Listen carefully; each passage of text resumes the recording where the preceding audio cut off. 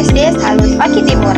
Hari ini saya kembali melakukan praktikum IPA di SD pada modul 7 KP2, yaitu percobaan lensa cembung dan cermin cekung dengan judul praktikum percobaan lensa cembung dan percobaan cermin cekung. Dalam kehidupan sehari-hari, cermin dan lensa adalah alat optik yang sering kita jumpai. Cermin merupakan benda optis yang tidak tembus cahaya dan memantulkan hampir semua cahaya yang datang. Sementara lensa adalah piranti optis yang dibatasi oleh dua permukaan lengkung atau satu lengkung dan satu datar. Alat dan bahan yang digunakan, yang pertama ada meja, 2 sendok sayur sebagai lensa cembung dan cermin cekung, 3 layar, 4 lilin sebagai sumber cahaya. Langkah-langkah percobaan, yang pertama percobaan lensa cembung. Susun semua alat dan bahan, letakkan lensa di antara layar dan sumber cahaya. Praktikum ini dilakukan di tempat atau ruangan yang gelap untuk meningkatkan visibilitas dan akurasi terhadap pengamatan bayangan yang terbentuk. Setelah lilin dinyalakan, atur lensa agar mendapatkan bayangan yang paling tajam. Selanjutnya, mengukur jarak benda dan jarak bayangan. Percobaan ini dilakukan beberapa kali dengan posisi lilin yang berbeda untuk mendapatkan data yang berbeda. Pada percobaan ini, pengukuran dilakukan 3 kali. Yang pertama, pengukuran benda berjarak 3 cm dan bayangan 6 cm.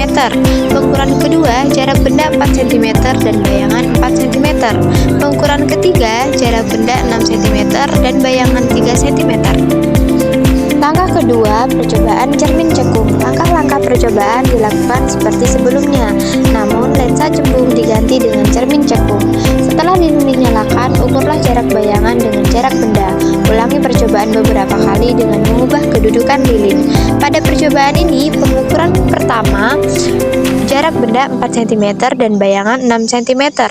Pengukuran kedua, jarak benda 4,8 cm dan bayangan 4,8 cm.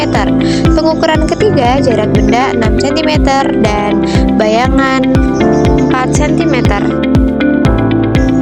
Kesimpulannya, berdasarkan hasil percobaan, lensa cembung adalah lensa konvergen atau lensa yang mengumpulkan cahaya.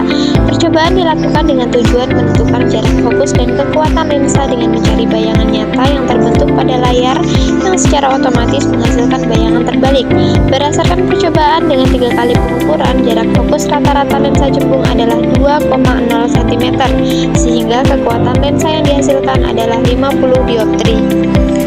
Cermin cekung adalah cermin konvergen yang mengumpulkan cahaya yang dapat memantulkan hampir semua cahaya yang datang. Percobaan bertujuan menentukan jarak fokus cermin cekung dengan bayangan nyata yang terbentuk pada layar yang juga menghasilkan bayangan terbalik.